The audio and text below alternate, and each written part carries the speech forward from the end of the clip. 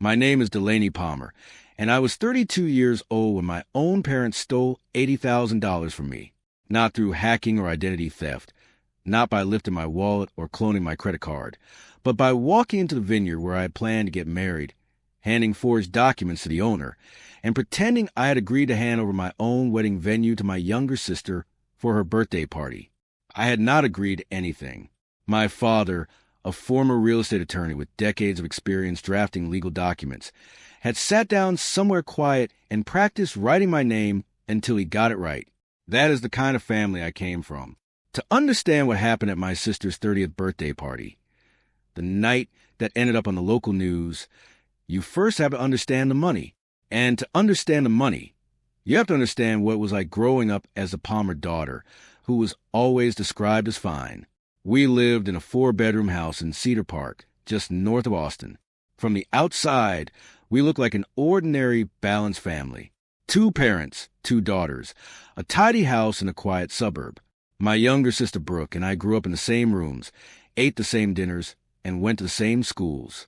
But the way we were treated inside, that house was never the same, not even close. My mother had a word she used for Brooke. She called her sensitive. In our house, that word functioned like a key that unlocked everything. When Brooke cried, the whole household stopped and rearranged itself around her feelings.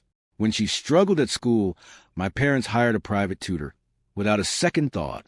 When she wanted a car at 17, there was a car in the driveway by the end of the month. My parents called it being supportive.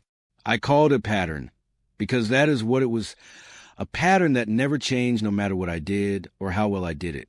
I was the other daughter. I was the one who earned the best grades in school and heard almost nothing about it.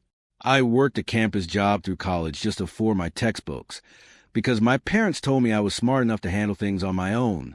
They paid for every dollar of Brooke's education. I finished college carrying $40,000 in student loan debt. My parents never once sat me down and asked how I was managing. My mother had a phrase she used whenever relatives or neighbors asked about me. She would say with complete confidence, "Delaney is fine. She doesn't need any help."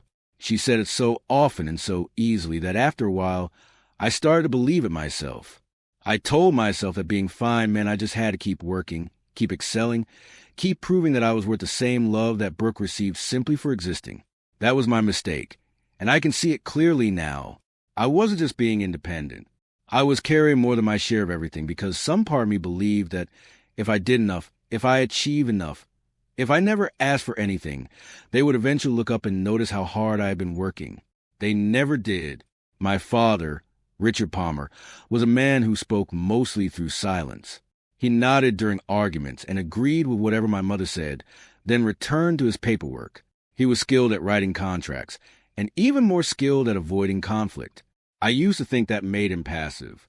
Now I understand it made him complicit. I remember a Thanksgiving when I was 24. I had just been offered an engineering position at a tech company in Austin, a role that more than 300 people had applied for. I drove 3 hours to tell my parents in person. I brought a bottle of wine and the job offer letter. When I walked through the door, my mother was on the phone, helping Brooke sort out a problem with her rent. My father was at the table surrounded by papers.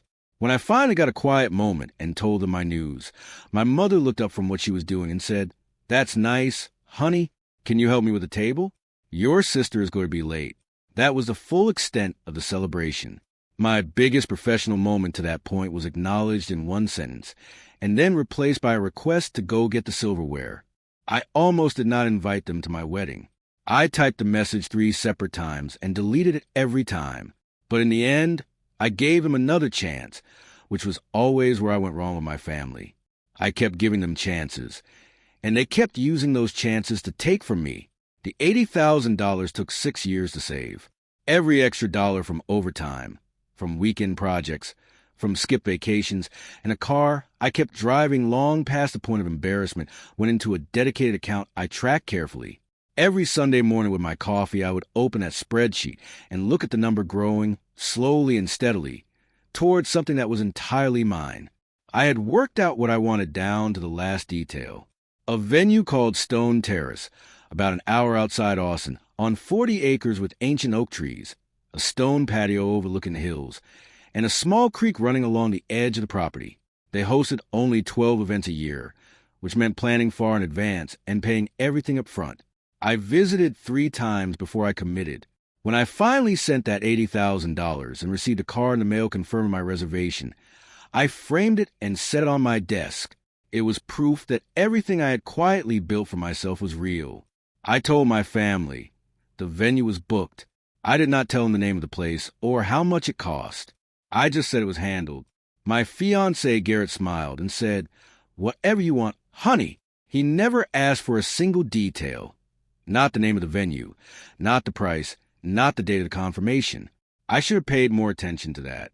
My sister Brooke was turning 30, and in our family that was an occasion that required months of planning. My mother started preparing 6 months out, launching a group chat that quickly filled with hundreds of messages about color schemes and floor arrangements and menu choices.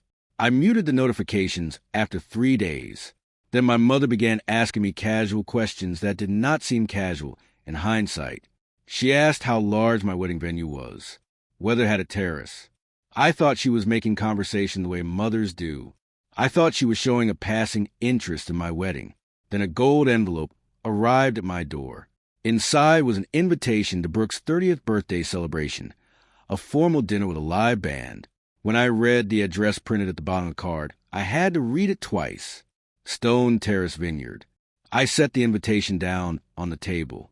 I did not say anything to Garrett, who was sitting a few feet away watching television. I did not need call the vineyard, because I knew Margot would call me. I had not yet connected the dots about Margot. I did not know she had taken over the vineyard from her grandmother, but I knew something was deeply wrong, and I knew the truth would surface quickly. She called me 2 days later, on a Tuesday evening. The number was unfamiliar, but I picked up. She introduced herself, reminded me we had studied computer science together in college, and told me that a couple had come into her office earlier that week presenting themselves as my parents. They had brought a letter, she said, with my name signed at the bottom, stating that I wished to transfer my wedding reservation to my sister for her birthday celebration. Margot told me the signature resembled mine, but that she had spent 2 years sitting next to me in class and knew that the way I formed the letter P was distinct. The signature on the document was not quite right. She had called me because she wanted to be sure before she did anything at all. I sat down on the floor. I told her I had never signed anything. She said she already knew that, which was exactly why she had picked up the phone. After we hung up, I stayed on the floor for a long time, not moving. Then I started going back through years of messages from my mother on my phone. The pattern was right there in every thread. Brooke needs help with her rent. Brooke needs a new laptop. Can you cover Brooke's car payment this month? Just until things settle down? They had taken money from me before. Smaller amounts, always framed as temporary, always for Brooke. But this was different. This was $80,000. This was 6 years of my life. This was the venue I had chosen and paid for in full. This was not a favor they had asked for. It was something they had simply decided to take. I called Garrett. I asked him if he knew what my parents had done. There was a pause before he answered. Not the pause of someone shocked and searching for words, but the pause of someone calculating what to admit. He said my mother had told him I had agreed to it. He said it like it was a reasonable explanation, like it made the whole thing fine, like the question was why I was upset, rather than why he hadn't called me the moment he heard about it. I hung up. The next morning, I was using our shared laptop when I noticed Garrett had left his email open. I was not looking for anything, but a document caught my eye. It was a loan agreement between my father and Garrett, dated 8 months earlier for $45,000. There was no business investment being described, no project, no purpose listed that made any financial sense for a man in a mid-level management job. He had taken the money, and in doing so, he had made himself beholden to my parents. That was why he had not told me. That was why he had not pushed back when they told him I had agreed to give away my own wedding venue. He couldn't afford to, not while he still owed my father. I photographed the document and said nothing. I called Margot and asked her not to change the booking or acknowledge any communication from my parents. I told her I needed 3 weeks. She said she would give me whatever I needed. I went to see a lawyer named Claire. Her office was small and quiet, and she had the manner of someone who had heard every variation of this story before and was not surprised by any of it. I spread everything out in front of her: the forged letter, the loan agreement, the years of text messages, the timeline. She told me my father had used professional legal document formats to produce the fake letter, which made it look authoritative, but also made it clearly traceable back to someone with legal training. She explained that what my parents had done was serious enough to report to the police or to pursue in civil court. She suggested we be strategic about how we reveal the evidence, that we not tip them off early, and that we choose the moment of disclosure carefully. I told her I already had the moment in mind. The hardest weeks of my life were the ones I spent having dinner with my family and pretending I felt nothing. My mother sat across tables from me talking about gold napkins and seating charts with the ease of a person who believed she had done nothing wrong. My father made small talk and avoided my eyes. Garrett stayed close to me at family dinners and once asked if I was okay, and I said I was just tired. Every evening I went home and wrote down everything I remembered: what was said, who was there, what I noticed. Claire told me documentation was everything. I documented everything. Margot gave us the surveillance footage from her office, showing my parents' visit and the moment my father handed over the forged letter. She turned over the emails my mother had sent afterward, trying to have all future billing redirected to her own address. A handwriting expert examined the signature on the letter and confirmed what Margot had already suspected. The writing matched samples of my father's hand, not mine. He had practiced. When I let that sink in, the hurt of it was almost physical. He had sat somewhere in his house and practiced writing my name over and over until he could replicate it well enough to fool a stranger. Brooke called me during this time, bright and excited, telling me her mother had found an absolutely insane venue for the party. She described it in loving detail: the oak trees, the stone terrace, the view over the hills. She had no idea she was describing the place I had chosen for my wedding, the place I had saved 6 years to afford. I listened and said very little. It was possible she genuinely did not know where the money came from. But Brooke had spent 30 years not asking where things came from, whether she knew the specific details or not. She had never been the kind of person to look closely at the source of what she was given. I decided it did not particularly matter either way. 10 days before the party, I visited my parents' house while my mother was out. I found the original forged letter in my father's office and photographed every page. His handwriting was right there throughout the document.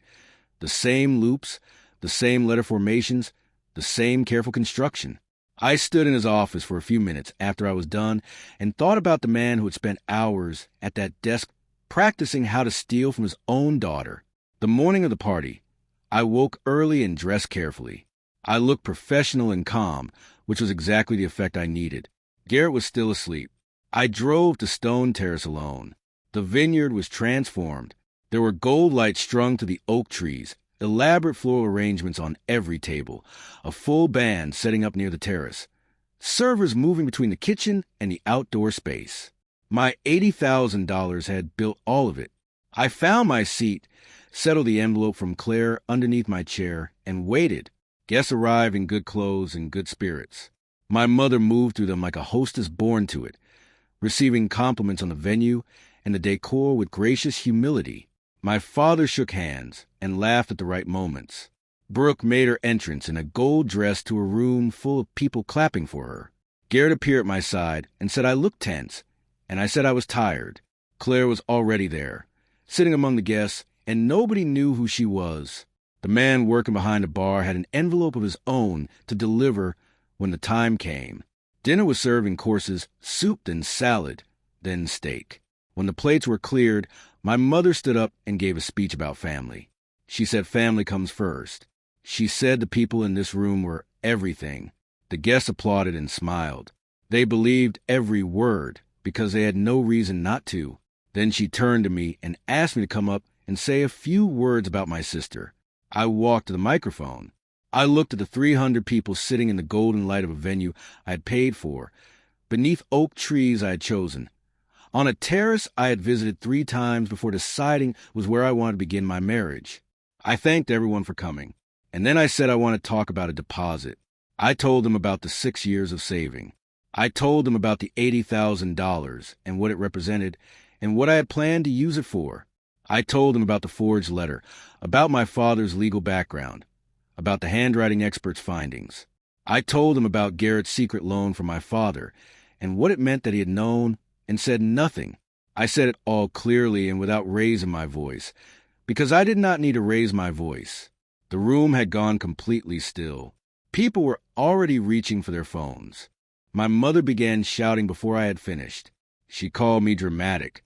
She said I was jealous. She said I was ruining a beautiful night. I told her I was not playing the role of the quiet daughter anymore. I told her that role had cost me enough. Margot stood up from where she had been sitting and addressed the room.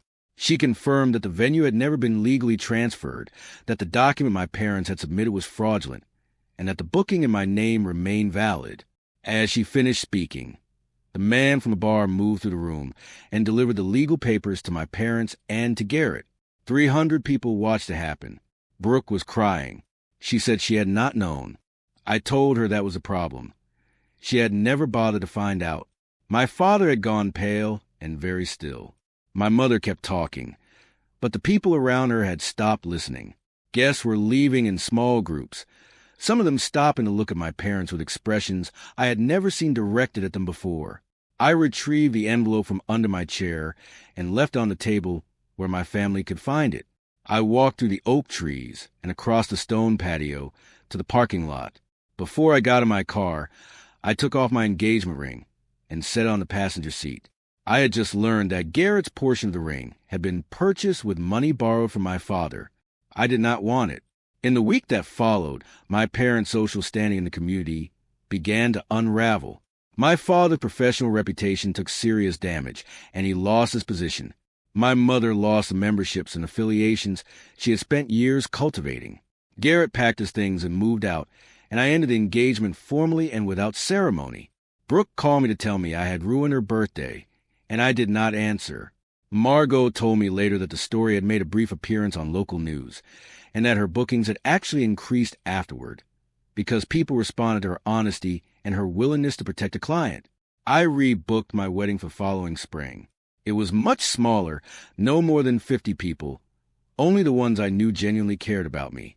I spent time the months after that thinking about the story I had told myself for 30 years, the one where being fine was something to be proud of, where needing nothing was a virtue, where asking for acknowledgement was weakness. I had spent my whole life trying to earn something from people who had already decided how much I was worth to them, and that amount was whatever they could take. My mother called me one last time. She told me to drop the lawsuit. She said blood is thicker than water. I told her that blood is not a license to steal from someone, and that the fact she believed it was told me everything I needed to know. I blocked her number when we hung up. I do not feel guilt about what I did. Not anymore. There was a long time when I thought I would feel guilty forever, that exposing them in front of 300 people was too much, that I should have handled it quietly, that I should have protected them from the consequences of their own choices the way I had always protected everyone from everything. But I think about what they actually did. They did not make a mistake. They planned it carefully over months, using professional expertise and practiced forgery. They assumed I would stay quiet because I had always stayed quiet. They were wrong. The lesson I carry now is simple. When someone takes from you and tells you that you should not mind, they are not making an argument about your relationship. They are showing you how little they think you matter. You are not required to accept that as a final word on the subject. You are allowed to disagree. You are allowed to take your name back. That is what I did. It took 6 years of saving and one evening with a microphone to do it, but I took my name back. I will see you next time.